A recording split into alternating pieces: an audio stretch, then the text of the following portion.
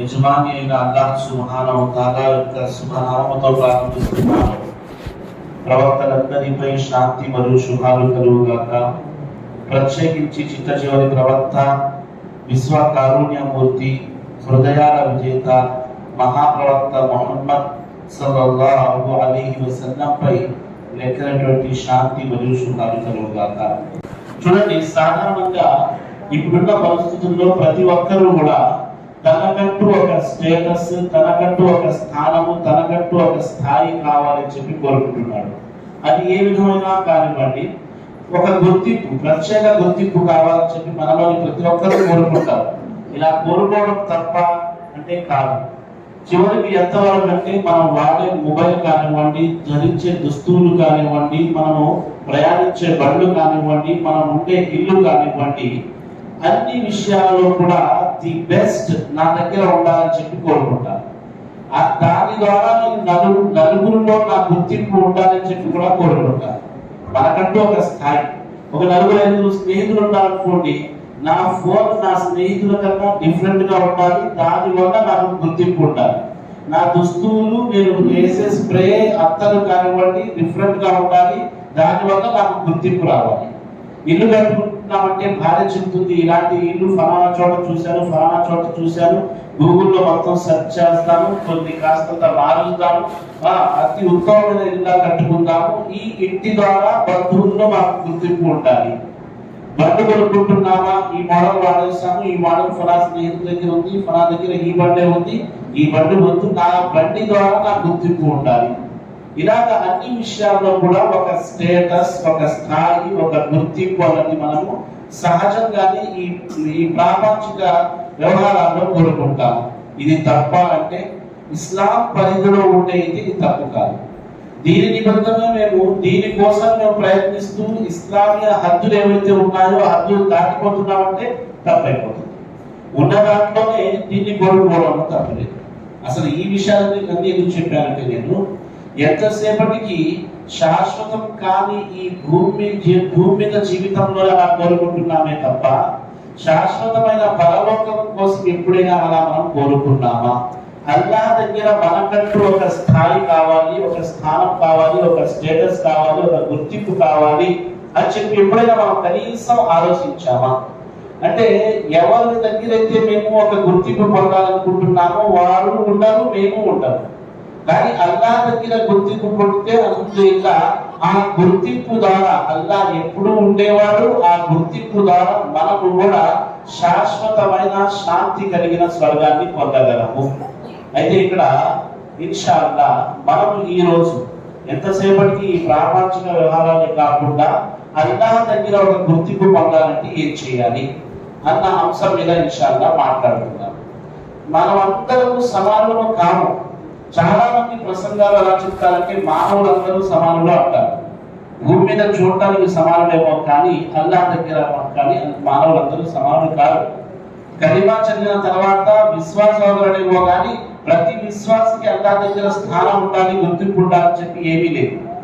ఎందుకంటే ఈ ఒకరికి మించి ఒకరి స్థానం ఏదైతే ఉందో ఈ స్థానం కేవలము సహజమైన మానవుల్లోనే కాదు, ప్రవక్తల్లో కూడా ఉంది.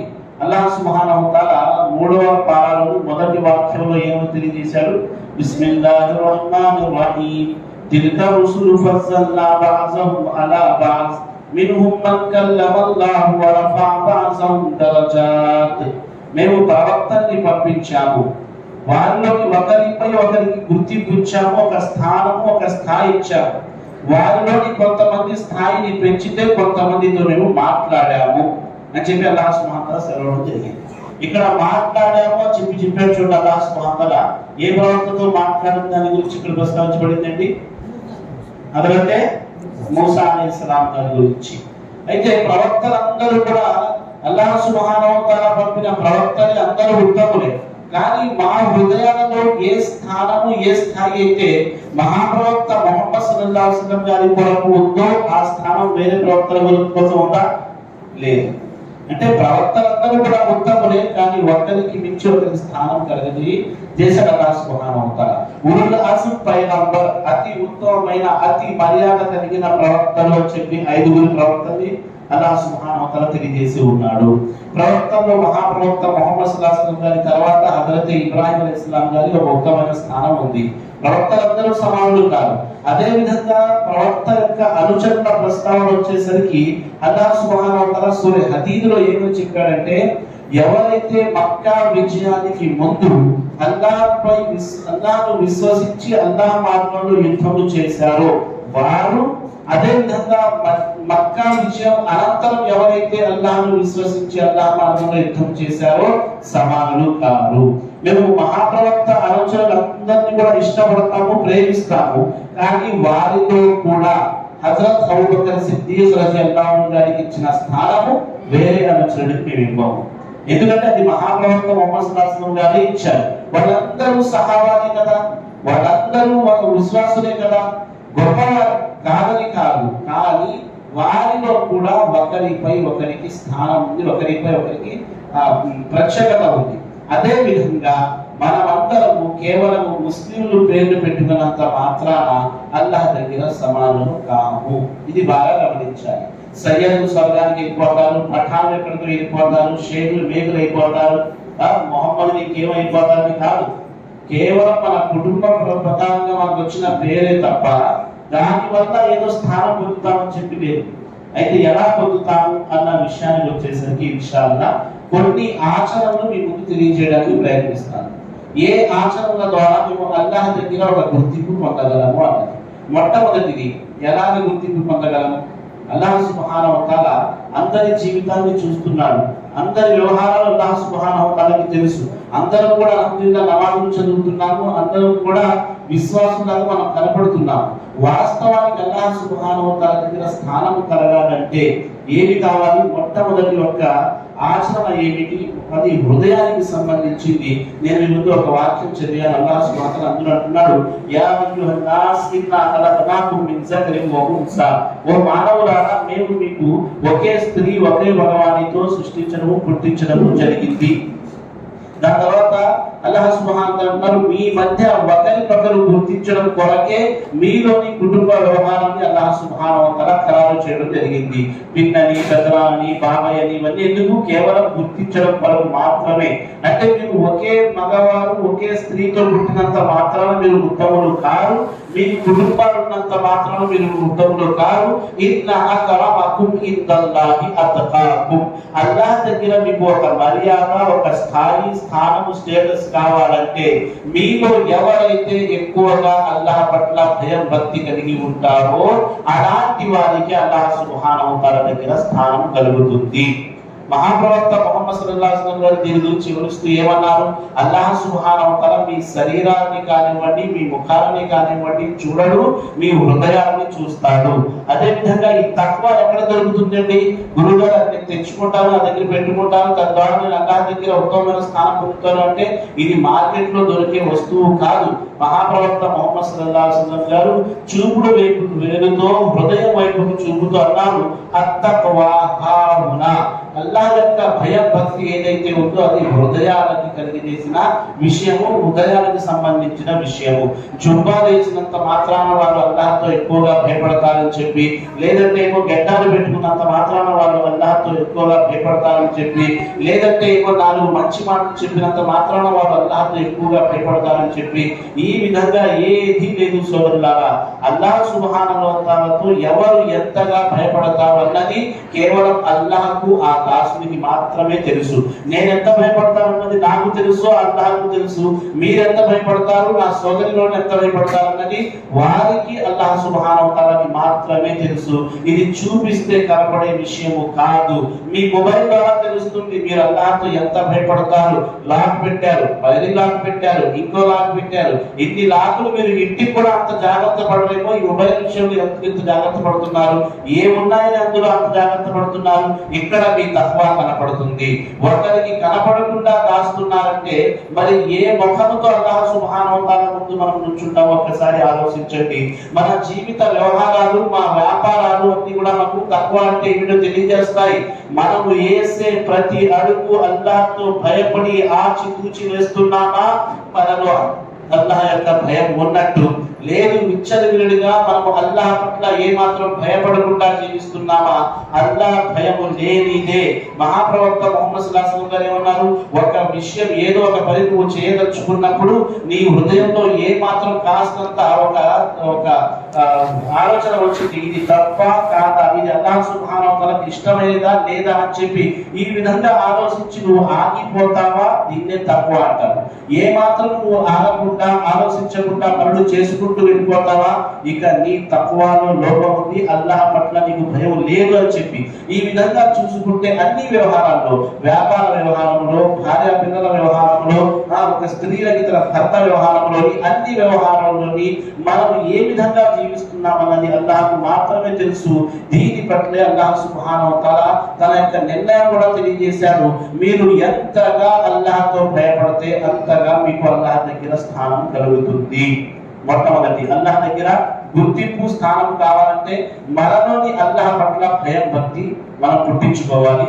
మనం హృదయపూర్వకంగా అల్లాహ్తో భయపడాలి. ఈ ప్రపంచంలో ఉన్న వాళ్ళతో భయపడడం కానివ్వండి, లేదా వారిని చూసి వారేమన్నా అనుకుంటారని చెప్పి పాపాలతో ఆగిపోవడం కానివ్వండి, లేదా వారికి చూపించడం కోసం ఏమైనా పుణ్యాలు చేయడం కానివ్వండి, ఇవి అల్లాహ్కు ఇష్టం లేనివి.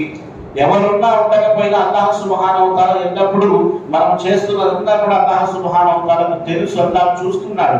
మనం ఒంటరిగా ఉన్నప్పుడు మన తక్కువ ఏమిటి అన్నది మనకు బాగా తెలుస్తుంది. అందుకోసమే మహాప్రవక్త ముహమ్మద్ సల్లల్లాహు అలైహి వసల్లం గారి యొక్క అహాదీసుల సారాంశం ఏమిటో తెలుసా? ఒంటరిగా ఉన్నప్పుడు ఏ వ్యక్తి అయితే ఒంటరిగా ఉన్నప్పుడు సాధారణంగా శైతాన్ యొక్క దాడి మానవుడిపై ఎక్కువగా ఉంటుంది. ఒక ఫ్యాక్టరీ లాగా మార్చుకుంటాడు. మన పొలాన్ని ఒక ఫ్యాక్టరీ లాగా మార్చుకుని దాంట్లో పనిచేస్తూ ఉంటాడు ఒంటరిగా ఉన్నప్పుడు. ఎందుకంటే నాలుగు గోడల మధ్య ఉంటాము, ఎవరు చూడమని చెప్పి మనలోని భయం ఉండదు. రెండోది మహాప్రభు సల్లల్లాహు అలైహి ఏమన్నారు? ఏ వ్యక్తి అయితే ఒంటరిగా ఉన్నప్పుడు అల్లాహ్ను గుర్తు చేసుకుని కట్టగలి పెట్టుకుంటాడో ఆ వ్యక్తికి అల్లాహ్ సుబ్హానహు వ తఆలా రేపు తీర్పు దేవున్నాడు అల్లాహ్ యొక్క నీడ తప్ప, కొన్ని హదీసుల ప్రకారంగా అయితే అల్లాహ్ యొక్క సింహాసనం నీడ తప్ప ఇంకా ఏ నీడ ఉండదు. ఆ నీడలో కేవలం 7 రకాల మానవులకి మాత్రమే నిలుచునే అవకాశాన్ని అల్లాహ్ కలగజేస్తాడు. అందులో ఆ వ్యక్తి కూడా ఉంటాడు. ఏ వ్యక్తి అయితే ఒంటరిగా ఉన్నప్పుడు అల్లాహ్ని గుర్తు చేసుకుని ఏడుస్తాడో, కట్టగలి పెడతాడో. మరి ఒంటరితనం ఎలా ఉంటుంది అన్నది మన ఇంటికి వెళ్ళగానే, మన రూమ్కి వెళ్ళగానే మనం తలుపేసుకుంటాం, మొబైల్ వాడుతూ ఉంటాం. ఇప్పుడున్న తల్లులు కానివ్వండి, అందరూ కానివ్వండి, వాళ్ళు మొబైల్ వాడే విధానం చూడండి, వాళ్ళు పిల్లల శిక్షణ విషయం చూడండి, ఎంతవరకు అల్లాహ్తో భయపడుతూ వాళ్ళని శిక్షణ ఇస్తున్నాం మనము. ఈ విధంగా చెప్పుకుంటే తఖ్వా గురించి అనేక విషయాలు వస్తాయి. కానీ ఇక్కడితో ఈ ఒక్క పాయింట్ ఆపుతూ నేను ముందు కొనసాగుతాను. ఏమిటి అంటే అల్లాహ్ పట్ల ఎంతగా భయం భక్తి కలిగి ఉంటే అంతగా అల్లాహ్ దగ్గర మనకు గుర్తింపు ఉంటుంది. రెండోది ధార్మిక జ్ఞానం. అల్లాహ్ సుబ్హానహు వ తఆలా స్వయాన అంటున్నాడు, యర్ఫఇల్లాహు అల్లదీన ఆమను మిన్కుమ్ వల్లదీన ఊతుల్ ఇల్మ దరజా. మీలోని అల్లాహ్ సుబ్హానహు వ తఆలా ఎవరి స్థానాలను పెంచనున్నాడంటే ఎవరైతే అల్లాహ్ను విశ్వసిస్తూ ఎవరైతే ధార్మిక జ్ఞానాన్ని నేర్చుకుంటారో అలాంటి వారి యొక్క స్థానాన్ని అల్లాహ్ సుబ్హానహు వ తఆలా పెంచనున్నాడు. వారికి ఒక స్థానం, ఒక స్థాయి, ఒక స్టేటస్ ప్రసాదించనున్నాడు. ఇక్కడ ధార్మిక జ్ఞానం అయితే ముఖ్యముగా ఏమిటి అంటే మదర్సాలో 8 సంవత్సరాలు 10 సంవత్సరాలు చదువుకుని వచ్చేవారి ధార్మిక జ్ఞానం, ఒక 4 నెలలు 4 రోజులు ఒక చోట చదువుకుని వచ్చేవారి జ్ఞానము సమానం కాదు. మనం ఏదైతే ఈ రోజుల్లో యూట్యూబ్తో గూగుల్తో నేర్చుకుంటున్నామో ఆ జ్ఞానము గురువుల దగ్గర కూర్చుని నేర్చుకునే జ్ఞానము సమానం కాదు. చాలా తేడా ఉంది. రెండిట్లో చాలా తేడా ఉంది. నేర్చుకోవడము, నేర్చుకుంటూ ఉండడము. ఒక వ్యక్తి ప్రత్యేకంగా అదే పనిగా పూర్తి సమయాన్ని కేటాయించి తన చిన్నతనాన్ని, తన వయసునంతా కూడా ఒకే విద్య కోసం ఏదైతే కేటాయిస్తాడో అతనికి వచ్చిన విద్య మనం సాధారణంగా అన్ని చేస్తూ ఏదో ప్రయత్నిస్తామని చెప్పి మనము నేర్చుకునే విద్య రెండిట్లో భూమి ఆకాశాలకు తేడా ఉంటుంది. ఎందుకంటే అల్లాహ్ సుబ్హానహు వ తఆలా అన్నాడు, కుల్ హల్ యస్తవిల్లదీన యఅలమూన వల్లదీన లా యఅలమూన్. మీరు ఒక పుస్తకం నుంచి ఒక హదీస్ చదవగలరేమో కానీ ఆ హదీస్ కి వెనకాల ముందు ఇలా అలాంటి ఎన్నో హదీసులు తీసి పెట్టే చెప్పేవాడిని ఆలిం అంటాం మేము, ధార్మిక పండితుడు అంటాం మేము. వారికి ఇవ్వాల్సిన మర్యాద వారికి ఇవ్వాలి సోదరులారా. ఈ మాటని నాకు ఒక ఆదిలా చెప్పట్లేదు, ఒక దాయిలా కూర్చున్నా, ఒక సాధారణ వ్యక్తిలా కూర్చున్నా అదే మాట చెప్పేవాడిని. ఎందుకో తెలుసా, సుఫియాన్ బిన్ ఉవైనా రహ్మతుల్లాహి అలైహి గారు అంటున్నారు, తన జీవితంలోని ఆయన దాదాపుగా 80 హజ్జులు చేశారు. 80 హజ్జులు చేశారు. ఆ వ్యక్తి అంటున్నారు, ఈ భూమి మీద అల్లాహ్ సుబ్హానహు వ తఆలా రెండు రకాల మానవులకి అతి ఉత్తమమైన స్థానం ప్రసాదించనున్నాడు. మొదటిది ప్రవక్తలు, వారికి మించి ఎవరికి కూడా పెద్ద స్థానం లేదు. వారి తర్వాత పెద్ద స్థానం ఉలమాలది. ఎందుకంటే వీరు ప్రవక్తల యొక్క వారసులు అన్న ఒక హదీస్ ఉంది. అది కాకుండా ముఖ్యమైన విషయం తెలుసా, ఏ 5G, ఏ 4G, ఏ 6G కూడా కలపని నెట్వర్క్ ఉలమాలు కలుపుతారు. ఆ నెట్వర్క్ ఏమిటి? సాధారణంగా మనం ఎవరితో స్నేహం చేపిస్తామేమో కానీ ఉలమాలు మానవుల యొక్క స్నేహాన్ని అల్లాహ్తో కలపడానికి ప్రయత్నిస్తారు. ఉలమాలు ఎవరితో నెట్వర్క్ కలపడానికి ప్రయత్నిస్తారు? అల్లాహ్తో మన బంధాన్ని కలపడానికి ప్రయత్నిస్తారు. వారు మాట్లాడే మాటలు, చెప్పే ప్రసంగాలు అన్ని కూడా అల్లాహ్కు చేరువయ్యే విషయాలు ఉంటాయి తప్ప మమ్మల్ని నష్టం చేసే విషయాలు ఉండవు. అందుకోసము ధార్మిక పండితులు ఎవరైతే ఉన్నారో వారికి ఇవ్వాల్సిన మర్యాద మనం ఇవ్వాలి. ఎందుకో తెలుసా, ఎవరైతే ధార్మిక విద్య నేర్చుకోవడం కోసం ప్రయాణం చేస్తారో అలాంటి వారి యొక్క దారిలోని దైవదూతలు తన యొక్క రెక్కల్ని చాపడం కానివ్వండి, అదే విధంగా ఈ విశ్వంలో ఉన్న జీవులన్నీ కూడా వారి కొరకు దువా చేయడం కానివ్వండి, ఇలాగా వారు వెళ్ళే ఆ మార్గం వాస్తవానికి స్వర్గం యొక్క మార్గం అని చెప్పడం జరిగింది. ఇలాంటివన్నీ ఘనతలు పొంది ఎన్నో కష్టపడి చదువుకున్న వారిలో అదే విధంగా మనం చాలా సులభంగా 4 మాటలు నేర్చుకున్నాం చూడండి, రెండింటిలో చాలా తేడా ఉంది. అలాగని చెప్పి ఇప్పుడు నేర్చుకునే వాళ్ళకి ఘనత లేదా అంటే అలా ఏమీ లేదు. నేర్చుకోవాలి తప్పనిసరిగా. మానవుడు ధార్మిక విద్య ఎప్పటి నుంచి ఎప్పటిదాకా పొందాలి అంటే తన ఊహలు తెలిసినప్పటి నుంచి మరణించే వరకు కూడా ధార్మిక విద్య పొందడానికి ప్రయత్నిస్తూనే ఉండాలి. మనం చూడండి, సాధారణంగా చెప్తున్నాను, ముసలాయన ఒక 2-3 సంవత్సరాల క్రితం ఆయన దగ్గర చిన్న ఫోన్ ఉంటుంది. ఒక 4-5 సంవత్సరాల తర్వాత చూస్తే కనుక స్మార్ట్ ఫోన్ వచ్చేస్తుంది. ఏంటి వాళ్ళ గారు మీరు కూడా ఈ ఫోన్ వాడుతున్నారంటే మన వాళ్ళు నేర్పించేసారు బాబు, మన వాళ్ళు నేర్పించేసింది ఆవిడ, ఇలా చేయాలంటే ఇలా చేయండి అంటే 40-50 సంవత్సరాల నుండి మనం సాధ్యం కాని విషయం ఆ మొబైల్ రాగానే తిట్టుకుంటూ ఉంటాం. ఏ పిచ్చోడైపోయాడు మా వీడు, దాంట్లో చూసి పిచ్చోడు నవ్వుకుంటున్నాడు ఒంటరిగా అని చెప్పి అనేక మాటలు అంటాం. మేము ఒక 4 రోజులు పడితే దాని పవర్ మనలో కూడా వచ్చేసి ఇది దాన్ని ఆపరేట్ చేస్తూ ఉంటారు ముసలోళ్ళు. ఏంటి అని చెప్తే నేర్పించేశారంట. అంటే 40-50 సంవత్సరాల నుంచి మనం నేర్చుకునే విషయాన్ని చాలా సులభంగా మనం నేర్చేసుకుంటాము. అలాంటిది ధార్మిక విద్య విషయానికి వచ్చేసరికి ఒక 10-15 సంవత్సరాల వయసు ఉన్నప్పుడు తాతో కొన్ని వస్తాస్మాకి కొన్ని ఒక 10 సూరాలు నేర్పించి ఉంటుంది. ఆ 10-15 సూరాలతోనే 50-60 సంవత్సరాలు గడిపి ఉంటాయి, కానీ దాంట్లో మాత్రం అభివృద్ధి అవ్వదు. ఎందుకు అభివృద్ధి అవ్వదు అంటే జుబాన్ ఫిర్తాని అంటారు. ఎవరినైనా తిట్టే విషయానికి వచ్చేసరికి ఎన్ని మెరుగులు కావాలంటే అన్ని మెరుగులు తిరిగింది జుబాన్. కానీ ధార్మిక విషయము అల్లాహ్ యొక్క ప్రవక్త యొక్క జ్ఞానం నేర్చుకునే సంగతి వచ్చేసరికి తిడతారు. ఎందుకంటే తిప్పరాని విధానంగా మనం తిప్పేశాం కాబట్టి ఇక ధార్మిక విషయం నేర్చుకునే విషయానికి వచ్చేసరికి జరగదు. అలా సాధ్యం కాని విషయం ఏది లేదు చూడక. అంతెందుకు మనం రంజాన్ కన్నా ముందు ఫజర్ ఇవ్వడానికి మనకు చాలా కష్టం అవుతుంది. అసలు సాధ్యం కాదేమో అనుకుంటాం. అలాంటిది రంజాన్ లో 1 గంట ముందు చూస్తాం. 11-12 దాకా మనం మొబైల్లో అసలు ఏ మాత్రం నిద్రే రాదు. అదే తరాబీలో కూర్చుంటే మనం నిద్ర వచ్చేస్తాం. అయినా కానీ అల్హమ్దులిల్లాహ్ తరాబీ చదువుతాం మనం. అంటే సాధ్యం కానిది కాదు, తలుచుకుంటే సాధ్యం అయ్యింది. ఇది 335 రోజులు చేయని పని 30 రోజులు మనం సక్రమంగా మనం పాటిస్తామంటే అది మిగతా రోజుల్లో ఎందుకు పాటించలేము? మనం సాధ్యమే. అవి మనదే మన మైండ్ సెట్ ని మన నడవడానికి అలా మార్చుకున్నామే తప్ప ఇవి సాధ్యం కాని విషయాలైతే ఏమాత్రము కావు. అయితే ధార్మిక జ్ఞానం నేర్చుకునే విషయంలో తప్పనిసరిగా వయస్సు పరిమితి ఏమీ లేదు కాబట్టి సమయాన్ని కేటాయించి మరి నేర్చుకోవడానికి ప్రయత్నించాలి. ఆ నేర్చుకున్న 10 సూరాలు కూడా ఎలా ఉంటాయంటే దాని అర్థాలు తెలియవు, దాని వివరాలు తెలియవు, అది చదవడం కూడా సరిగ్గా రాదు. కనీసం ఒక్క రంజాన్ లో కొన్ని రోజులైనా మనము వచ్చిన సూరాలైనా సరిదిద్దుకోవడానికి ప్రయత్నిస్తామా? అందుకోసము అంతకు మించి ఇంకేముంటుందంటే ఏదో 4 మాటలు నేర్చుకుని గురుగారి దగ్గరికి వచ్చి అదరతున్నాయి మాలు అని పూస్తాను. ఇది తెలుసా మీకు అని చెప్పి, ఇది ఎక్కడో వింటాడు, నీకు తెలుసా మీకు అని చెప్పి ఆ గురుగారు ముందు ఇంకా 335 పుస్తకాలు చదివి ఉంటాడు ఆయన, హదీస్ చదివి ఉంటాడు, ఖురాన్ చదివి ఉంటాడు, ఏదో విషయం ఒకటి విడిచిపెట్టేసి ఉంటాడు ఆయన, అది చదివి ఉంటాడు. దురదృష్టవశాత్తు వీడి అదృష్టవశాత్తు అదే చదువుకుని వస్తాడు. దాని తర్వాత గురువు గారు వల్లాహు అనమంటారు, హజరత్ క్యాయి మాన్యరే, వీడు ముఫ్తీ అయిపోతాడు, ఆయనకి ఏమీ తెలియదు. ఇంకా ఇలాంటి వాళ్ళు ఎంతో ఎలాంటి ప్రశ్నలు అంటే, మొన్న విన్నాను నేను, హజరత్ మూసా అలైహిస్సలాం గారు సముద్రంలో దారి కొరకు ఆ అస్సాన్ని కొట్టారు కదా, ఆ కర్రని, దాని తర్వాత అక్కడ పెట్టారని అడిగింది. దారి అయిపోయింది ఎక్కడైనా, దాని తర్వాత అక్కడ పెట్టారు. ఇప్పుడు ఎన్ని తీసుకొస్తారో మీరు ప్రశ్న చూడండి ఎలా ఉంటాయో. हजरत पूछता ये अगला में अच्छा सलाल खिलाल करना तो लगड़ को धोना, तो पाँव के अगला भी खिलाल अच्छा करना, लगड़ को धोना, दाढ़ी सारे ऐसा भिगाई तो बिकती नहीं है। हजरत को पूछा, उन्होंने बोले रहते एक काम करना, रात पूरा पानी में भिगने डाल, सुबह तक भिग जाती हो। ప్రశ్నలు చూడండి ఎలాంటివి ఆశ్చర్యకరమైన ఉంటాయంటే, మనకు దాని అమలు ఉండదు, మళ్ళీ అమలు ఉండదు. ఈ రంజాన్ లో కూడా కొంతమంది కనబడతారు, వాడిని చూసిన తర్వాత ఎలా కనబడుతుందంటే, నిజమైన ముస్లిం అంటే ఈడే అన్నట్టుగా ఉంటాడు, ఎక్కడ నేను హడావిడి చేస్తూ ఉంటాడు. పండుగ రోజు సాయంత్రం అసలు కానీ మగరిబ్ కానీ కనబడతాడు.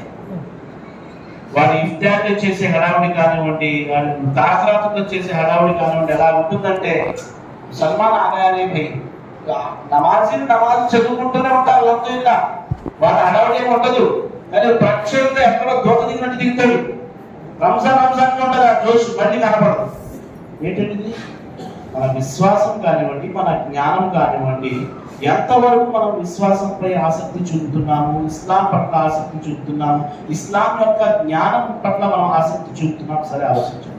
2 విషయాలు చెప్పాను. మొదటిది తఖ్వా ఉండాలి, రెండోది ధార్మిక జ్ఞానము ద్వారా అల్లాహ్ దగ్గర మనం స్థానం పొందగలం. 3, 4, 5 కలిపి చెప్తారు, ఒకే ఆయతలో ఉన్నాయి. అల్లాహ్ సుబ్హానహు వ తఆలా అంటున్నాడు, రిజాలున్ లా తుల్హీహిమ్ తిజారతున్ వలా బైఉన్ అన్ జిక్రిల్లాహ్ వ ఇఖామస్ సలాహ్ వ ఈతాయిజ్ జకాత్.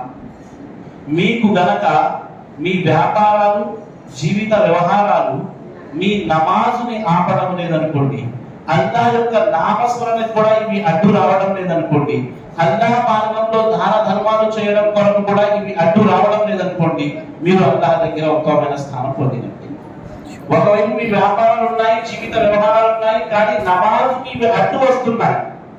మీరు దీని వల్ల నమాజ్ చదవలేకపోతున్నారు, అల్లాహ్ నామస్మరణ చేయలేకపోతున్నారు, అల్లాహ్ మార్గంలో ఖర్చు చేయలేకపోతున్నారు అంటే అల్లాహ్ దగ్గర ఉత్తమమైన స్థానం మేము పొందలేము. నమాజ్ ఎలాంటి ఆచరణ నుండి చూడడానికి మనము సజ్దాలో వెళ్ళినప్పుడు చాలా కింద వెళ్ళిపోతాము. కానీ మహాప్రభు సల్లల్లాహు గారు ఏమన్నారు, అల్లాహ్ యొక్క దాసుడు సజ్దా స్థితిలో అల్లాహ్కు అతి చేరువలో ఉంటాడు. భూమి మీద చూసేవాడి కొరకు అతి కింద స్థాయి, కానీ అల్లాహ్ దగ్గర అతి చేరువలో ఉంటాడని చెప్పి తెలియజేశారు. అలాంటి సజ్దాలు మనం ఎన్ని రోజులు పెట్టేస్తున్నాం ఒకసారి ఆలోచించండి.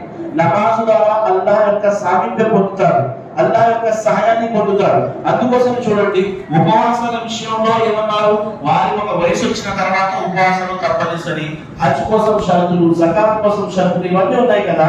ఉపవాసాలు పిల్లలకి ఉద్ధరించేవారు తల్లులు, వారు ఏమన్నా ఆకలిస్తుంది అంటే ఆడడానికి ఏమన్నా ఇచ్చి కాలక్షేపం చేసేవారు, చేయించేవారు పిల్లలతో. అది ఎంతవరకు ఉపవాసాలు గల మాత్రమే. కానీ రంజాన్ నమాజ్ విషయానికి వచ్చేసరికి 7 సంవత్సరాల వయసు నుంచి ఆజ్ఞ ఇవ్వడం జరిగింది. వాళ్ళకి అలవాటుగా మార్చండి, 10 వచ్చిన తర్వాత చిన్నగా శిక్షించండి అన్నారు. మనం ఇక్కడ 4-5 సంవత్సరాల నుంచే గొడ్లు వాళ్ళకి బాగా మొదలు పెట్టేస్తాం పిల్లలు. ఇది ఎక్కడ పిల్లల శిక్షణలో మీరు దెబ్బల ద్వారా వారికి శిక్ష ద్వారా శిక్షణ కలుగుతుంది అంటే మనం అపోహలో ఉండాలి. అపోహలు అంటే వీళ్ళు చేసేదన్నీ చేస్తూ ఉంటారు, పిల్లల తప్పు కనపడగానే వాడేస్తారు. ఎలా సాధ్యం అది? పిల్లలకి మనం అర్థం లాంటి వాళ్ళు. అర్థంలో మనకి ఏం కనపడుతుంది, మనం చేసిందే కనపడుతుంది కదా, అంత మించి ఏమైనా కనపడుతుందా? లేదు. మనం ఏం చేస్తామో పిల్లలకి అదే కనపడుతుంది, వాళ్ళు అదే చేస్తారు. దాని తర్వాత వాళ్ళకి కొట్టి ఏం లాభం లేదు. ఒక సమయంలో పిల్లలు ఏం చేస్తున్నారని చెప్పి సీసీ కెమెరా లాగా పనిచేసే తల్లి కూడా ఇప్పుడు మీ ఇళ్లలో మీరు గమనించి ఉంటారు, అమ్మి అమ్మి అమ్మి అమ్మి 10 बार बुलाता है फोन में से दिखता है ఎనిమిదోసారి అంటారు. అల్లాహు అక్బర్. మీ దగ్గరికి ఎందుకు వచ్చాడు పిల్లడు? మీ దగ్గరికి ఎందుకు వచ్చాడు? వాడికి తెలియదు, వేరే ప్రపంచం లేదు వాడికి, మీరే సర్వం వాడికి. వాడ వయసు వచ్చారు. ఇలా మీరు పట్టించుకోనందువల్ల అతి త్వరలోనే మిమ్మల్ని మీ పిల్లలు పట్టించుకోరు. ఇక ఎక్కువ ఏం చేయాల్సిన అవసరం లేదు. రిజల్ట్ అదే. ఇలా చెప్పుకుంటూ పోతే పిల్లల శిక్షణలో వెళ్ళిపోతుంది అంశం. నా అంశం నమాజ్. ఇప్పుడున్న విషయం చూసుకుంటే 7 సంవత్సరాల వయసు నుండి నమాజ్ అలవాటు చేయండి. 10 తర్వాత చిన్నగా శిక్షించండి. దాని తర్వాత వాళ్ళకి బొడ్డు కింద వెంటనే వచ్చిన తర్వాత ఇక నమాజ్ తప్పనిసరి ఫరజ్, ఇక ఫరజ్ అయిపోయినట్టే చెప్పారు. 7 సంవత్సరాల నుంచి ఎందుకు మొదలైపోయింది అంటే, ఈ యొక్క ఆచరణ ఎందుకు మొదలైపోయిందంటే అల్లాహ్ సుబ్హానహు వ తఆలా ఖురాన్ గ్రంథంలో తెలియజేయడం జరిగింది. ఇన్న స్సలాత తన్హా అనిల్ ఫహషాయి వల్ మున్కర్. నిస్సందేహంగా నమాజ్ ఏం చేస్తుంది? చెడు కార్యాల నుండి, అశ్లీలత నుండి నమాజ్ ఆపుతుంది. ఇక పిల్లల తల్లిదండ్రులు సాధారణంగా గురుగారి దగ్గర ఒక షికాయత్ తీసుకొస్తూ ఉంటారు, ఒక కంప్లైంట్ తీసుకుంటూ వస్తుంటారు. ఏంటంటే ఒకసారి బచ్చా బాగా చూస్తాను, ఒకసారి దమ్ కरो, तुम्हें उसे दम करना है, उसको तुम दम करने की जरूरत पड़ती है. మీరు ఏదైతే దమ్ చేయాలో మీ దమ్ని చేస్తారు, దాని తర్వాత మీరు దమ్ చేయడానికి ఏం లేదు. పిల్లలు మాట్లాడట్లేదండి, స్నేహం చూస్తే సరైన స్నేహం చేయట్లేదు, మసీద్కి రావట్లేదు, ఇలా అనేక కంప్లైంట్స్ చేస్తారు చూడండి. ఆ కంప్లైంట్స్ కానీ రాకుండా ఉండాలంటే ఏం చేయాలి? చేయకపోయారా ఇక లాభం లేదు. కానీ మీ ఇంట్లో కనుక చిన్న పిల్లలు ఉంటే వారి పట్ల శిక్షణ పట్ల శ్రద్ధ చూపండి దయచేసి. వారే మనకి ఫ్యూచర్. వాస్తవానికి ఇప్పుడే మనం అనేక విషయాలు వింటున్నాం కదండి, అల్లాహ్ రక్షించుగాక, ఎలా తయారైపోతున్నారని చెప్పి ఆడపిల్లలు వేరే వాళ్ళతో వెళ్ళిపోవడం, ఇలాంటి ఎన్ని వింటున్నాం మనం. ఇక ఏమాత్రం మనం శ్రద్ధ చూపకపోతే, మనం జాగ్రత్త పడకపోతే, ఇక రాబోయే కాలంలో మీకు ఇంకొక ముఖ్యమైన విషయం చెప్పనా, ఈ భారతదేశం నుండి ముస్లింలని తరిమేయడము, అంతం చేయడం అన్నది ఏ గవర్నమెంట్ యొక్క ఉద్దేశం కానే కాదు. బాగా గుర్తుపెట్టు. వాళ్ళు ఎప్పటికీ కూడా మమ్మల్ని ఇక్కడి నుంచి తరమరు. ఈ మాట మాత్రం వాస్తవం. వాళ్ళు తీయదలుచుకుంటే ఏంటో తెలుసా? మా హృదయాల నుండి విశ్వాసం తీయదలుచుకుంటున్నారు. వాళ్ళు బాగా గుర్తుపెట్టు. వాళ్ళు తీయదలుచుకుంటుంది మన హృదయాల పట్ల ఉన్న విశ్వాసాన్ని తగ్గించాలి, తీసేయాలన్నదే వాళ్ళ టార్గెట్. వాళ్ళకి అణిగి ఉనిగి మనం ఉండాలంటే మన విశ్వాసాన్ని కోల్పోవాలి మనం. అంతే తప్ప మనం తరిగేస్తారు, చంపేస్తారు, ఇవన్నీ కాదు. అంతకు మించి ఇక చెప్పాల్సిన అవసరం ఏముంది? అర్థమైపోయినట్టే కదా. విశ్వాసం లేకపోతే అర్థమైపోయినట్టే. మరి మనకంటూ కాస్త విశ్వాసం ఉంది, మరి మన తర్వాత జనరేషన్ వచ్చేసరికి పరిస్థితి ఏమైపోతుంది? అందుకోసం ఆలోచించి పిల్లల విషయంలో చాలా జాగ్రత్త పడి 7 సంవత్సరాల వయసు నుంచి మీరు ఒక షర్ట్ పెట్టాలి, బాబు నువ్వు ఎక్కడైనా వెళ్ళు, ఎలాగైనా ఉండు, ఏ ఆటలైనా ఆడు, కానీ నువ్వు సమయానికి నాకు మసీద్లో కనపడాలి. నాకు మసీద్లో కనపడాలి అంటే నేను కూడా మసీద్లో ఉండాలి. ఎలాగో మసీద్కు భేజత ఏమవుతా అది వింటూ ఉంటాం కదా. ఎవరు వచ్చారు, తలుపు తట్టారు, కొడుకు వచ్చి అభివృద్ధి వరాస్తే కొన్ని ఎవరు వచ్చారు మీకోసం అంటే లేదని చెప్పరు. ఏది నాన్న చెప్పాడు, నాన్న లేదంటారు. వాడు ఏం చేస్తాడు? మా నాన్న చెప్పాడు, నాన్న ఇప్పుడు లేడండి, అది ఏం తెలియదు. అలా తయారవుతారు. నమాజ్ ఎందుకు అవుతుంది అంటే మా అమ్మ చదవద్దు, మా నాన్న చదవడం అంటాడు, సింపుల్గా చెప్పేస్తారు. అందుకోసం మనము వాళ్ళ కోసము నిజంగా ఇక్కడ చెప్పని చూడండి, ఒకే ఒక మాట అర్థం లాంటి వాళ్ళు నేను చేసిందే వాళ్ళు చేయడానికి ప్రయత్నిస్తారు. అందుకోసం జాగ్రత్త పడండి. మిమ్మల్ని మీరు మార్చుకుంటారు కదా ఆ వంకతో. ఇది మామూలు కాదండి. సంతానం కలగడము అల్లాహ్ తరఫు నుండి చాలా గొప్ప వరకు. సంతానము జంతువులు కూడా కంటారు, కానీ సంతానానికి సరైన శిక్షణ ఇవ్వడం అనేది ఇది అదృష్టం. ఇది అందరికీ సాధ్యం కాదు. ఇది సాధ్యమైతే కనుక హజరత్ నూహ్ అలైహిస్సలాం కొడుకు నరకానికి ఎందుకు వెళ్తాడండి? హజరత్ ఇబ్రాహిం అలైహిస్సలాం గారి తండ్రి ఆయన గొప్పవాడా? షిరికులో ముష్రికులలో మునిగి ఉన్నాడు కాబట్టి ఆయన నరకానికి వెళ్ళి ప్రవక్త అయిపోయారు. అంటే ఇది మనం అనుకుంటే తచ్చుకుంటే అయ్యేది కాదు. మన నుండి అది వస్తేనే వాళ్ళలోకి ప్రవేశిస్తుంది. ఇది మాత్రం పక్కాయండి. అయినప్పటికీ ఎందుకు కావాలి? నూహ్ అలైహిస్సలాం గారి శిక్షణ కరెక్ట్ అయితే కాదా అంటే నౌజుబిల్లాహ్ అలా కాదు. ఆయన ప్రయత్నాలన్నీ చేస్తూనే ఆయన గురించి అల్లాహ్ సుబ్హానహు వ తఆలా ఆయన కొడుకు గురించి ఏమని చెప్పడం జరిగింది? ఆయన తిరస్కారులతో కూర్చున్నాడు, తిరస్కారులతో స్నేహం చేశాడు, దానివల్ల ఈ విధంగా తిరస్కారిగా మారిపోయాడు. మన పిల్లలు తెల్లారితే ఎవరితో స్నేహం చేస్తున్నారు, ఎవరితో ఉంటున్నారు, ఇవన్నీ కూడా గమనించాలి. ఇలా పిల్లల శిక్షణలో మీరు నమాజ్ని మీరు ముందుంచండి, నమాజ్ అన్న అంశాన్ని ముందుంచండి. మేము ఏం చేస్తాము, రంజాన్ నెల రాగానే పిల్లలకి ప్రాధాన్యత ఇస్తూ మస్జిద్కి తీసుకొచ్చేస్తాం, రంజాన్ అనంతరం మస్జిద్ నుండి ఆపేస్తాం. అంటే పిల్లల హృదయాలలో మస్జిద్ నమాజ్ యొక్క విలువ ఎంతవరకు ఉంటుంది, రంజాన్ వరకు మాత్రమే పరిమితమై ఉంటుంది. అదే విధంగా లేదంటే 10th రాగానే ఏమంటాము, ఇక ఈ సంవత్సరం ఒక్కసారి కొద్దిగా తగ్గుబాటు నమాజ్ ఇవన్నీ తర్వాత చదువుకోవచ్చులే, నీకు 10th కదా ఇది ఫెయిల్ అయిపోతే చాలా నష్టం అయిపోద్ది అనగానే పిల్లలకి ఏంటంటే నమాజ్ కన్నా ఇంపార్టెంట్ 10th. ఈ విధంగా మనమే వాళ్ళని ఏదైతే ఉందో అపమార్గాన్ని గురి చేయడానికి కారణం అవుతాం. అందుకోసము వారిలోని నమాజ్ యొక్క అలవాటు తీసుకురండి. ఇన్షాల్లా చెబుతున్నాను, ఎప్పుడు కూడా అల్లాహ్ మరియు ప్రవక్త యొక్క వాక్యం ఎప్పుడు కూడా తప్పు కాదు. ఇన్షాల్లా మీరు ఇంకా ఏమి చేయాల్సిన అవసరం లేదు, వాళ్ళని మార్పు వచ్చేస్తుంది. ఈ విధంగా నమాజ్ గురించి, నమాజ్ ద్వారా అల్లాహ్కు చేరువవడం,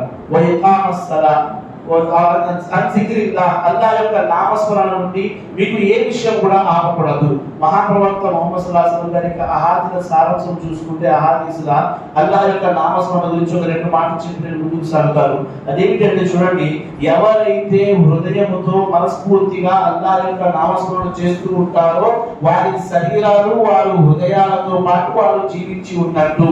ఎవరైతే అల్లాహ్ యొక్క నామస్మరణ చేయరో వారి శరీరాలు మాత్రమే ఉన్నట్టు, మాత్రం వారి హృదయాలు మరణించాయి అని చెప్పింది ప్రమాదం. హృదయాల పట్ల అయితే వారు మృతులు, శారీరకంగా వాళ్ళు బతికి ఉండవచ్చు, ఎంత మంచి శరీరమైనా ఉండొచ్చు, ఎంత భారీ శరీరమైనా ఉండొచ్చు, అల్లాహ్ నామస్మరణ చేయకపోతే గనక ఆ శరీరం ఉండి కూడా వృథాయే. ఇంకో విషయము, ఈ అల్లాహ్ యొక్క నామస్మరణ కోసము వజు అవసరం లేదు, కిబ్లా అవసరం లేదు, అదే విధంగా తహారత్ శుచి శుభ్రత కూడా అవసరం లేదు. ఒక రకంగా చెప్పాలి, మీరు ఎల్లప్పుడు నడుస్తూ కూర్చున్నప్పుడు, మీరు పనులు చేసుకుంటూ ఉన్నప్పుడు, ఏ సందర్భమైనా సరే మీరు అల్లాహ్ యొక్క నామస్మరణ చేయవచ్చు. చిన్న చిన్న అల్లాహ్ యొక్క స్మరణల వల్ల ఎంత లాభం కలుగుతుందో తెలుసా? హజరత్ ముహమ్మద్ సల్లల్లాహు అలైహి వసల్లం గారు మెరాజ్ లోని తిరిగి వచ్చేటప్పుడు హజరత్ ఇబ్రాహిం అలైహిస్సలాం గారితో కలిశారు. ఆ కలిసినప్పుడు ఆ ములాఖాత్ లో హజరత్ ఇబ్రాహిం అలైహిస్సలాం గారు ఏమన్నారంటే, ఓ ప్రవక్త ముహమ్మద్ సల్లల్లాహు అలైహి వసల్లం గారు, మీరు వెళ్ళిన తర్వాత మీ ఉమ్మత్కి, మీ జాతికి ఒక శుభవార్తను తెలియజేయండి. ఆ శుభవార్త ఏంటి? స్వర్గంలో ఉన్న భూమి ఏదైతే ఉందో, మట్టి ఏదైతే ఉందో చాలా విశాలమైనది, పూర్తిగా వ్యవసాయానికి అనుకూలమైనది. ఇక్కడున్న నీళ్ల ద్వారా కూడా పంటలు బాగా పండుతాయి. మీ ఉమ్మత్ చేయవలసిందల్లా ఒకే ఒక పని, అదేమిటి అంటే కేవలం విత్తనాలు నాటడము. విత్తనాలు నాటడం మాత్రమే ఉమ్మత్ చేయాలి. ఆ భూమి మీద ఆ విత్తనాన్ని భద్రపరచడము, అక్కడ నీళ్లు వేసి ఒక మోతాదులో ఆ చెట్టుని పెంచడము, అవన్నీ కూడా దేవతలు చూసుకుంటారు. ఆ స్వర్గంలో విత్తనాలు నాటే విధానాన్ని నాతో పాటు మీరు కూడా ఒకసారి పలకండి. సుబ్హానల్లాహ్, అల్హమ్దులిల్లాహ్, అల్లాహు అక్బర్, లా ఇలాహా ఇల్లల్లాహ్. రేపు పొద్దున్న తుని సిటీలోకి వెళ్ళి 10 విత్తనాలు షాప్ వెళ్ళి 4 విత్తనాలు ఇవ్వాలంటే 4 టన్నులు తగ్గుతాడు. తీసుకుంటే 10 తీసుకో, లేదంటే 50 తీసుకో, 4 విత్తనాలు ఏంటి అని చెప్తాడు. కూర్చున్న అల్హమ్దులిల్లాహ్ 4 విత్తనాలు స్వర్గంలో వేసుకున్నాం. అల్హమ్దులిల్లాహ్. అల్లాహ్ సుబ్హానహు తఆలా ఈ విధమైన అన్ని ధార్మిక లాభాలు పొందే భాగ్యాన్ని మనం ప్రసాదించుగాక.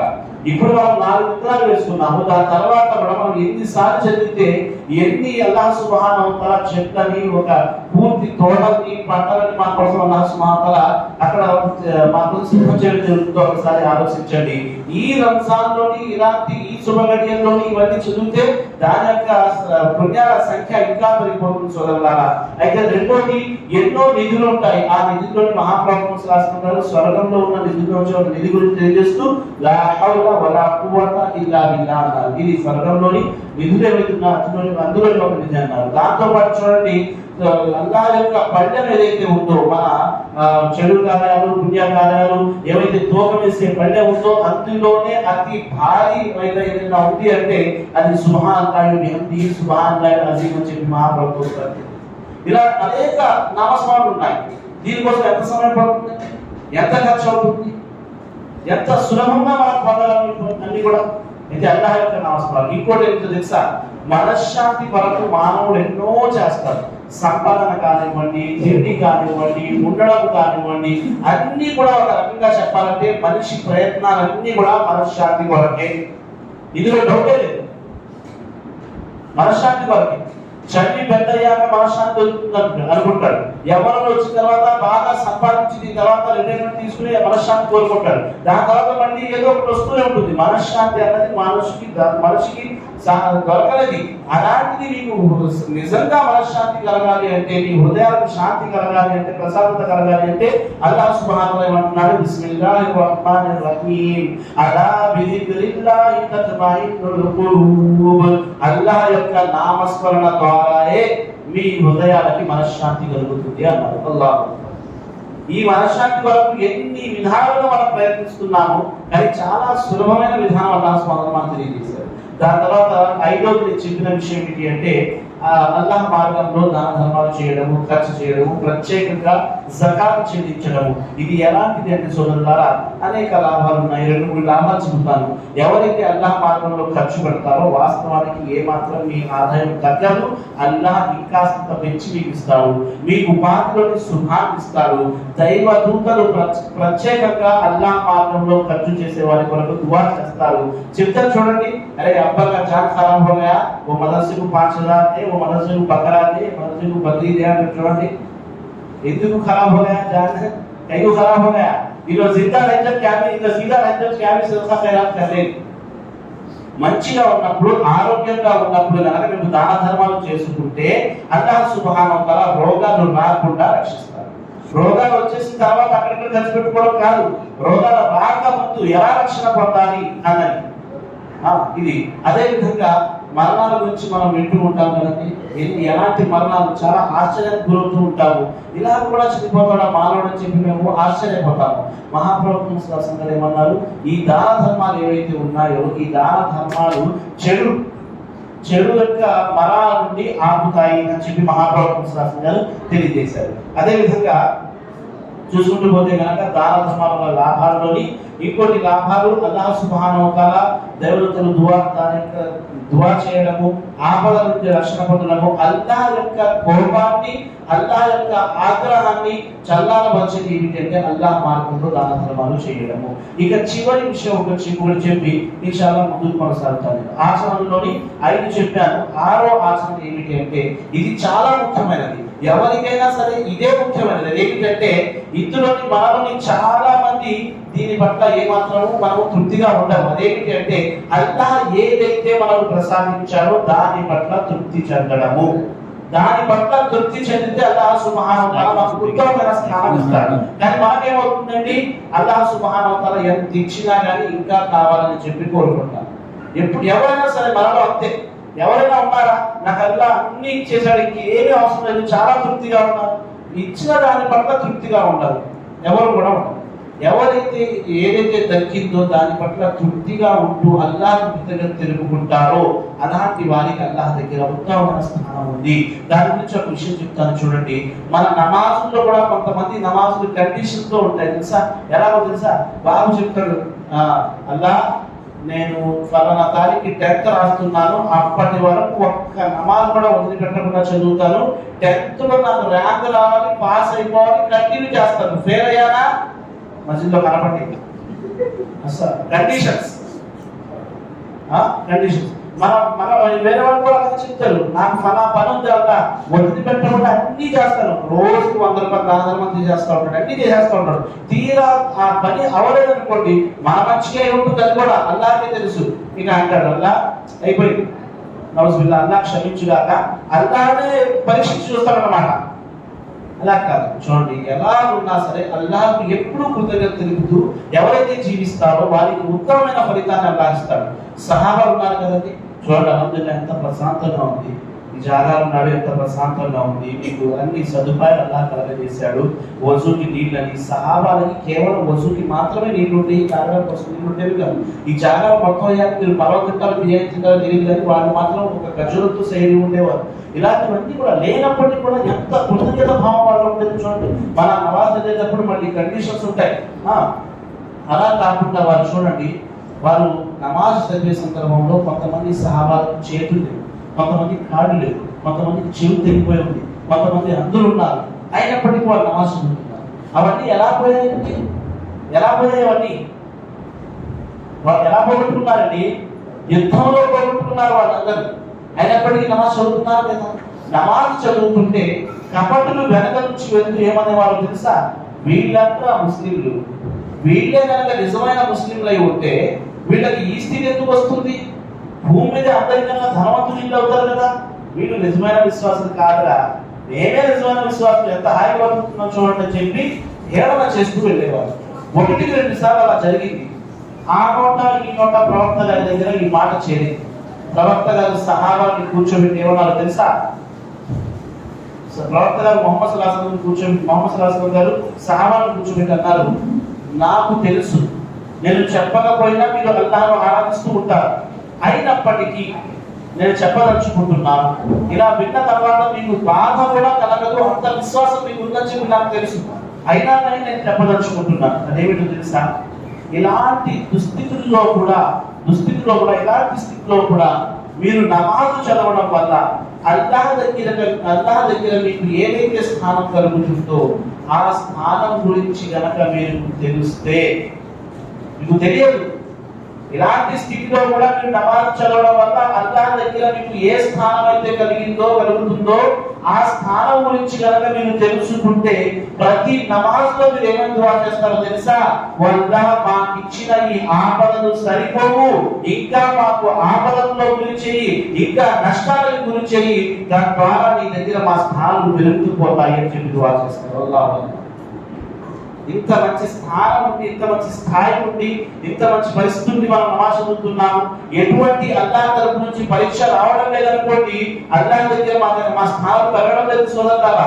ఎవరైతే అల్లాహ్ తన చేరువ చేసుకోవాలనుకుంటారో అల్లాహ్ సుబ్హానహు వ తఆలా వారిని తప్పనిసరిగా పరీక్షిస్తాడు. ప్రాపంచిక విషయాల్లో మీరు పరీక్షించబడుతున్నారా అంటే మీరు అదృష్టవంతులుగా భావించండి. ఇదేంటి అందరూ బాగా బతుకుతున్నారు, నాకు ఇబ్బందులు వస్తున్నాయి అనుకోకండి. అల్లాహ్ సుబ్హానహు మిమ్మల్ని వెన్నుకున్నాడు తనకి చేరువ చేసుకోవడం కొరకు, తన దగ్గర గుర్తింపు తెచ్చుకోవడం కోసం మిమ్మల్ని అల్లాహ్ సుబ్హానహు వ తఆలా వెన్నుకున్నాడు కాబట్టి మిమ్మల్ని పరీక్షిస్తున్నాడు సోదరులారా. ఇవి కొన్ని ఆశలు తెలియజేశారు. దీని తర్వాత ఇన్షాల్లాహ్ అల్లాహ్ దగ్గర స్థానం పొందాలంటే ఎలా ఉండాలి, ఏం చేయాలి అన్న దాని గురించి ఒక 2-3 ఏం చేయాలన్న దాని గురించి చెప్పాను. మరి ఎవరికి స్థానం దక్కుతుంది అన్న దాని గురించి ఒక 10 నిమిషాలలో ఇన్షాల్లాహ్ కొన్ని సంగతులు తెలియజేస్తారు. చూడడానికి ఎంత చక్కగా కనపడితే అల్లాహ్ స్థానం పొందుతారంటే లేదు. మహాప్రవక్త ముహమ్మద్ సల్లల్లాహు అలైహి వసల్లం గారు ఒకసారి ప్రయాణంలో ఉన్నారు. ఆ ప్రయాణంలో ప్రవక్త గారు విశ్వాస్ చేయదలుచుకుంటే సహాబాలకు అన్నారు, మీలో ఎవరైనా కాస్త చెట్టెక్కి నా కోసం విశ్వాస్ తెలిపివ్వండి అన్నారు. ఆ సందర్భంలో అబ్దుల్లా బిన్ మసూద్ రలియల్లాహు అన్హు చెట్టెక్కేశారు. విశ్వాస్ మన ఆయన దీన్ని ఎలా వదిలేశారంటే అల్లాహ్ క్షమించుగాక, అసలు విశ్వాసం అనేది లేదేమో అనుకోవాలి. ఇది ఎంత ఉత్తమమైన సున్నతో తెలుసా? ప్రవక్త గారు మీపై ఇబ్బంది కలగకపోతే దీన్ని ప్రతి నమాజ్తో పాటు తప్పనిసరి చేస్తారా అన్నారు. అంటే ఎంత ఘనత కలిగింది. మనం ప్రతి ఇంట్లో కూడా దంతాల ప్రాబ్లం ఉన్న వాళ్ళు ఉన్నారు. ప్రవక్త గారు ఎంతగా విశ్వాసం చేసేవారు తెలుసా? అహామత్ అయిపోయిన తర్వాత నుండి నమాజ్ మొదలయ్యే ఏదైతే సమయం ఉందో ఈ సమయంలో కూడా ప్రవక్త విశ్వాసం చేసేవారు. అల్లాహ్ యొక్క ఆనందాన్ని తెచ్చిపెట్టేది విశ్వాస్. నోటికి సంబంధించిన రోగాలను తొలగించేది విశ్వాస్ అన్నారు. ఇవన్నీ వదిలేసి వాడే చెప్పాడు జామ ఆకులు అవుతాడు, మేకలు ఏమన్నా జామాకులు అవడానికి ఇవన్నీ చూడండి ఏదో చేస్తాడు. ఏంటో ఎందుకు చేస్తాను, ఇలాచి లెక్కలేస్తాను, లాభం లెక్కలేక బిర్యానీ దాన్ని మసాలా ముంగ లెక్కలేక కట్ చేయండి. ఇవన్నీ ఎందుకు వచ్చినాయి? విశ్వాసం వదిలేసే కదా వచ్చింది. మొత్తం తీసుకెళ్ళి ఆ డెంటల్ హాస్పిటల్ పెట్టేస్తాడు. ఏంటంటే వాళ్ళు కూడా అదే రాస్తారు, ఏదో ఇంగ్లీష్ రాస్తున్నట్టు మనం తీసుకొని చేస్తాం, అప్డేషన్ వాడతాం. బాబు మనం తింటుంది చాలా ఎక్కువ, దాని ప్రకారంగా చూసుకుంటే మొక్కడుతుంది చాలా తక్కువ. 24 గంటలు తింటూ ఉంటూ ఒక 10 నిమిషాలు మొక్కడుకుంటే సరిపోతుందా? విశ్వాసం ఎలాంటి ఉన్నది? మరి తింటే మావ తింటా అంటే ఎక్కడ కాంప్రమైజ్ అవడం, అన్ని ఎగిరేవి పాకేవి ఈదేవి అన్ని తినేస్తారు.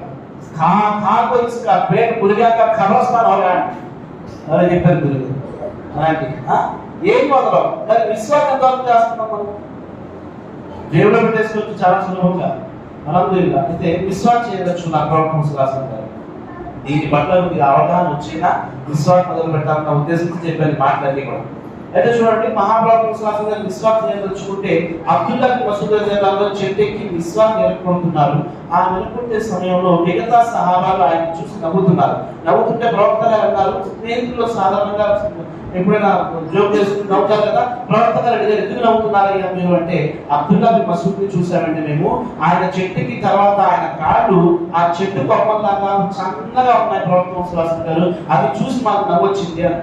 మనం కూడా లావణ్ణి చూసి నవ్వుకుంటాం, సన్నగా ఉన్నా మరీ సన్నగా ఉన్నా నవ్వుకుంటాం కదా, అలాగే నవ్వుతున్నారు. అప్పుడు మహాప్రభు గారు ఏమన్నారంటే, ఏ కాళ్ళనైతే చూసి మీరు నవ్వుతున్నారు, అల్లాహ్ సుబ్హానహు వ తఆలా తూకం వేసే ప్రళయం రోజు ఏదైతే పళ్ళెం ఉందో ఆ 2 పళ్ళెంలో నుంచి ఒక పళ్ళెంలో అబ్దుల్లా మసూద్ రలియల్లాహు గారి కాళ్ళని పెట్టి ఇంకో పళ్ళెంలో గనక ఉహద్ పర్వతాన్ని 7.5 కిలోమీటర్లు ఉందండి, ఒక రాయి కాదు, 1 కిలోమీటర్ కాదు, 7.5 కిలోమీటర్లు ఉన్న ఒక పర్వతం ఉహద్ పర్వతాన్ని కనుక ఒక పళ్ళెంలో పెడితే అబ్దుల్లా మసూద్ రలియల్లాహు గారి కాళ్ళ బరువు ఎక్కువ ఉంటుంది అంటారు.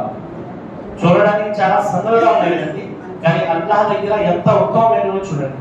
ఇంకో సంగతి చెప్తారు, మనం కూడా చెప్తుంటాం కదా, కాస్త వైట్ అయ్యగానే మనం పొగుడుతూ ఉంటాం. బుఖారీ యొక్క హదీస్, మహాప్రభు గారు కూర్చుని ఉన్నారు, ఇద్దరు ఒక వ్యక్తి వెళ్ళాడు. మహాప్రభు గారు సహాబాలను అడిగారు, ఆ వ్యక్తి గురించి మీ ఆలోచన ఏమిటయ్యా అన్నారు. అప్పుడు సమాధానం చెప్పారు, ప్రవక్త గారు చాలా గొప్పవాడండి, ఆయన కనుక ఎవరి దగ్గర ఏదైనా రిక్వెస్ట్ చేసినా రికమెండ్ పెట్టినా కానీ వెంటనే స్వీకరించేస్తారు. ఏ ఇంటికైనా పెళ్లి కబురు పంపితే కనుక వెంటనే ఆ అమ్మాయి ఇవ్వడానికి కూడా సిద్ధమైపోతారు, అంత పేరున్నవాడండి అన్నారు. సైలెంట్ అయిపోయారు. కాస్త సమయం గడిచిన తర్వాత ఇంకో వ్యక్తి ప్రవక్త గారు మళ్ళీ అడిగారు, ఈ వ్యక్తి గురించి మీ ఆలోచన ఏమిటి అంటే, తెలియదు ప్రవక్త గారు, ఈయన మేము గుర్తించము, ఈయన ఎవరిదైనా రిక్వెస్ట్ చేసినా రికమెండ్ చేసినా ఎవరు అసలు వినరు, ఈయన కబురంపినా కానీ ఎవరు అమ్మాయిని ఇవ్వరు అని చెప్పి చెప్పారు. ఇప్పుడు మహాప్రవక్త గారు చెప్పిన సమాధానం మనం ఎప్పుడు గుర్తుపెట్టుకోవాలి. మనం ఎలా కావాలి అన్నది అల్లాహ్ దగ్గర మేము ఉత్తములు అవ్వడానికి ప్రయత్నించాం. ప్రవక్త గారు ఏమన్నారు తెలుసా, జనాల దగ్గర కాదు, ప్రవక్త గారు ఏమన్నారు తెలుసా, మొదటి వ్యక్తి గురించి మీరు పొగిడారు చూడండి, అలాంటి వ్యక్తులు 1, 2, 100, 1000, 1,00,000 కాదు. ప్రవక్త ఏమన్నారు తెలుసా, అలాంటి వ్యక్తులకు ఈ భూమి మొత్తాన్ని నింపేసిన రెండో వ్యక్తితో సమానం కాదని చెప్పారు. అల్లాహ్ దగ్గర స్థానవతనం మనకు తెలియదు.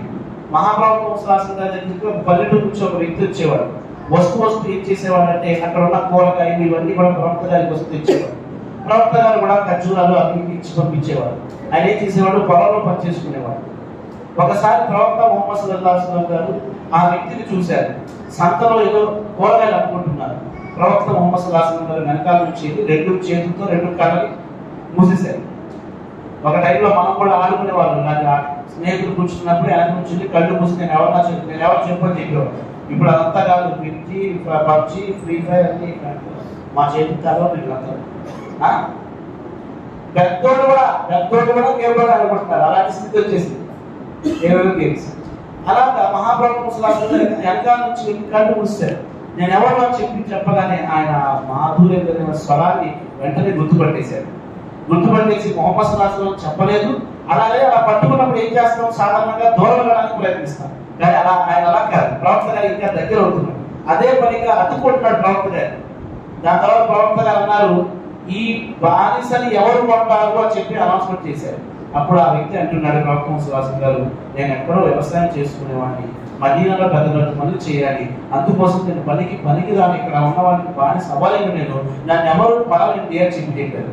ఆ సందర్భంలో ప్రవక్త గారు అన్నారు, నీకు తెలియదయ్యా, నీకు తెలియదు అల్లాహ్ దగ్గర నీకు ఎంత ఉత్తమమైన స్థానం ఉంది, ఎంత స్థాయి ఉంది అన్నది, నీ పరిస్థితి ఏమిటి, నీ యొక్క గుర్తింపు ఏమిటి నీకు తెలియదు అని చెప్పి మహాప్రభు శాసనం. అంటే అల్లాహ్ దగ్గర వీళ్ళకి తెలియదేమో కానీ మదీనా వాళ్ళకి అల్లాహ్కు తెలుసు, అల్లాహ్ దగ్గర ఎంతో ఉత్తమమైన నీకు ఫలితం ఉంది, ఎంతో ఉత్తమమైన స్థానం నీకు ఉంది అని చెప్పి తెలియజేసిన ప్రవక్త శాసనం. దానికి గల కారణం అడిగారు. తర్వాత అడిగారు, నువ్వు విడిపించుకోవడానికి ప్రయత్నించాలి తప్ప ప్రవక్త గారికి ఇంకా అతుకుంటూ వెళ్ళిపోయావంటే ఆయన అంటున్నాడు, ప్రవక్త ముహమ్మద్ సల్లల్లాహు అలైహి వసల్లం గారి హృదయం నుంచి వచ్చే జాలిని, దయని, అభివృద్ధిని, బరకత్ని నేను పొందాలన్న ఉద్దేశంతో ప్రవక్త గారిని అతుక్కున్నాను నేను చెప్పడం జరిగింది. అల్లాహు అక్బర్. మనం స్నేహం చేసేటప్పుడు కూడా మన స్థాయి వాడా కాదని చెప్పి చూసుకుంటున్నాం. అనుకుంటున్నాను. అంతకు మించి చెప్పాలంటే వివాహాలు మంచి అబ్బాయిని వదిలేసి మన స్టేటస్ గలవాడా కాదని చెప్పి చూసుకుని వివాహం చేస్తున్నారు. తర్వాత ఎంత నష్టపోతున్నాం అనేది ప్రత్యేకంగా చెప్పాల్సిన అవసరం లేదు. ప్రవక్త గారి యొక్క స్నేహం కానివ్వండి, ఏ విషయం కానివ్వండి, అతని యొక్క స్థాయిని స్థితిని బట్టి ఉండేది కాదు. అల్లాహ్ పట్ల ఎలాంటి వ్యవహారం కలిగి ఉన్నవాడు అని చెప్పి మహాప్రభు చూసేవారు. ఒక సాధారణ వ్యక్తి కూడా మహాప్రభు దగ్గరికి వచ్చి తన విషయాన్ని పూర్తిగా చెప్పగలిగేవాడు. అదే విధంగా చివరి ఒక మాట చెప్పి ముగిస్తారు. ఏమిటి అంటే, హజరత్ ఉబయ్ బిన్ కఅబ్ దగ్గరికి ప్రవక్త సల్లల్లాహు వచ్చారు. వచ్చేమన్నారంటే, ఓ ఉబయ్ బిన్ కఅబ్, నాకు అల్లాహ్ సుబ్హానహు వ తఆలా ఖురాన్ వినమని చెప్పి నీ దగ్గరికి పంపించాడయ్యా అన్నారు. అప్పుడు ఆయన అన్నారు, ప్రవక్త సల్లల్లాహు గారు, మీపై ఖురాన్ అవతరింపజేయడం జరుగుతుందండి. మేము ఖురాన్ విని అదృష్టవంతులుగా భావిస్తాము. అలాంటిది మా నోట మీరు ఖురాన్ వినడం ఏంటి అంటే, లేదు అల్లాహ్ సుబ్హానహు వ తఆలా నీతో వినమన్నాడు అంటే ఆయన మళ్ళీ క్లారిటీ తీసుకుంటున్నాడు. ఏమిటి, ఏదో ఒక సహాబీతో వినమన్నాడా లేదా నాతో వినమన్నాడా అంటే, అల్లాహ్ నీ పేరు తీసుకుని వినమన్నాడయ్యా అని వినగానే ఏమి మొదలైపోయింది. మా స్థితి ఏమిటి ప్రవక్త సల్లల్లాహు గారు, ఏ స్థితిలో ఉండేవాళ్ళము, ఎలాంటి స్థాయిలో ఉండేవాళ్ళము, మాకు ఏ మాత్రం ఏది కూడా అవగాహన ఉండేది కాదు, ఎన్ని పాపాలలో మునిగి ఉండేవాళ్ళము. ఈ విశ్వాసం మాకు ఎంత పెద్ద స్థాయిని కలగజేసింది. ఆ పైన వాడు నా పేరు తీసుకున్నాడంటే ఆనందంతో నడుస్తున్నానని చెప్పి ఖురాన్ చదివించడం జరిగింది. ఇలా చెప్పుకుంటూ పోతే అనేక సంఘటనలు ఉంటాయి సోదరులారా. కానీ మనం కూడా హృదయపూర్వకంగా అల్లాహ్ను ఇష్టపడి, అల్లాహ్ను ప్రేమించి, అల్లాహ్ యొక్క ఆజ్ఞను పాటిస్తూ, అల్లాహ్ భయాన్ని ఎవరు చూసినా చూడకపోయినా, ఎవరున్నా లేకపోయినా అల్లాహ్ భయాన్ని మన హృదయాలలో నింపుకోవడానికి ప్రయత్నించాలి. ఈ ప్రపంచం అంతా ఒకవైపు ఉంటే మా హృదయంలో అల్లాహ్ యొక్క భయం ఒక ఎత్తులో ఉండాలి. ఈ ప్రపంచం పట్ల ఒక ప్రేమ ఉంటే అన్నిటికన్నా మించి మా వ్యాపారాలు, వ్యవహారాలు, కుటుంబ వ్యవహారాలు ఇలా అన్నిటికన్నా మించి మహాప్రవక్త గారిపై అభిమానము, ప్రేమ, విధేయత మా హృదయాలలో కలిగి ఉండాలి. అదే విధంగా ఏవైతే నేను ఆశను తెలియజేశానో అవన్నీ పాటించి అల్లాహ్ దగ్గర ఉత్తమమైన స్థాయి, ఉత్తమమైన స్థానము, గుర్తింపు పొందే భాగ్యాన్ని అల్లాహ్ మనందరికీ ప్రసాదించుగాక.